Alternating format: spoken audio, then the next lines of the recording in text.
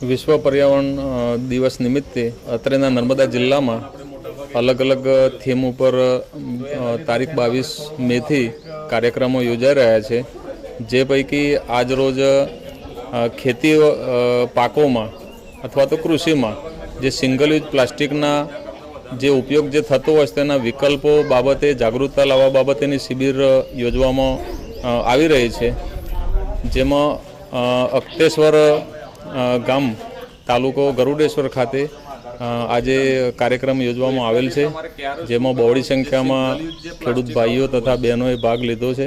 આજના કાર્યક્રમમાં પર્યાવરણને જાળવી રાખવા, જે પ્લાસ્ટિકના ઉપયોગ થતી જે પર્યાવરણમાં પ્રદૂષણ ફેલાતું હોય છે, આ ઉપરાંત ખેતીમાં રાસાયણિક ખાતરો અને રાસાયણિક દવાઓના ઉપયોગથી જે પ્રદૂષણ જમીનમાં તથા પાણીમાં જે ભળતું હોય છે, તો એ બાબતે ખેડૂતોમાં જાગૃતિ લાવવાના પ્રયાસો કરવામાં આવેલ છે।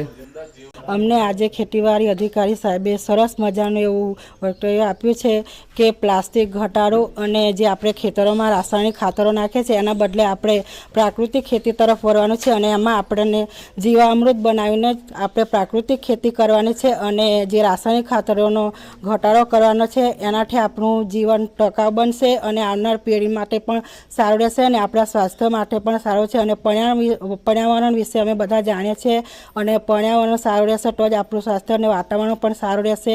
આપણને ઘણું બધું સાહેબે આપણને સમજણ આપી છે કે ખેતી કેવી રીતના કરવી જોઈએ, અને ખેતીમાં શું શું આપણે વાપરીએ છીએ। આપણને જે દેશી ગાય આધારિત ખેતી કરવી જોઈએ। દેશી ગાય આધારિત એટલે આપણે કે જીવામૃત બનાવીને, જીવામૃત કેવી રીતના બનાવવાનું, એમાંથી ગાયનું ગોબર છે, ગાયનું પેશાબ છે, ગોળ છે, અને શેરા પારસની માટી છે, અને કઠોળનો લોટ, એને મિશ્રણ કરીને એનું જીવામૃત બનાવીને આપણે છોડમાં મૂકવું જોઈએ। અને પછી આપણે જે જીવાંતરો પડે છે એમાં આપણે નિમાસ્ત્ર બનાવીને પણ છંટકાવ કરી શકીએ। અને બધાને જ મારે નમ્ર વિનંતી છે ખેડૂતોને કે બધા પ્રાકૃતિક ખેતી તરફ વળે અને આપણું જીવન લાંબા સમય સુધી ટકે એવું હું ખેડૂતોને અભિનંદન આપું છું।